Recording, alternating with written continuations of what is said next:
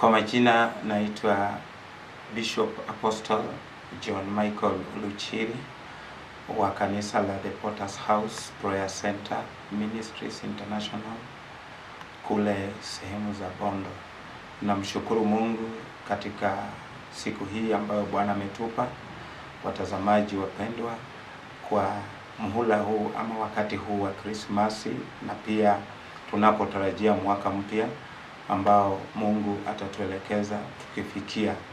Na katika hali ambayo tuko nayo, nataka waeleze ya kwamba tunapoelekea katika sehemu ama wakati huu wa sherehe za Krismasi, na pia tukitarajia kufikia mwaka mpya, nataka nikuhimize tu, nikuambie kwamba kunaye Mungu ambaye anakuelewa na anakujua, jinsi ambavyo ananena katika kitabu cha Zaburi 23, Daudi akisema kwamba Bwana ndiyo mchungaji wangu, kwa hivyo sitapungukiwa kitu.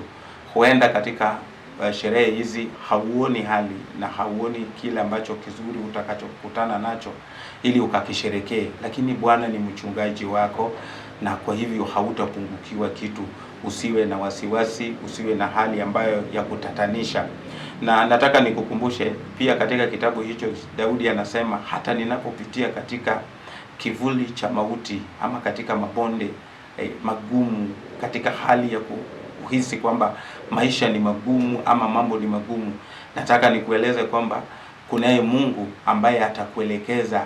Hautaogopa chochote, kwa maana atakushika mikono na atakuelekeza hadi tutakapofika katika mwaka mpya. Mambo ni mengi, vifo ni vingi, magonjwa ni mengi, hali si hali, lakini Mungu yuko.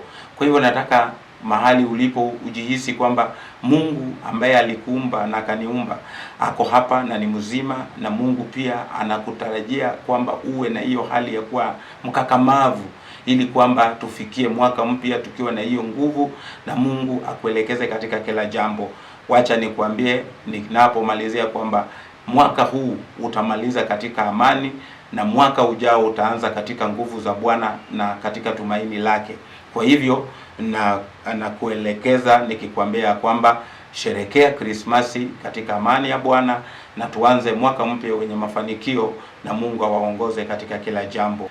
Merry Christmas and Happy New Year.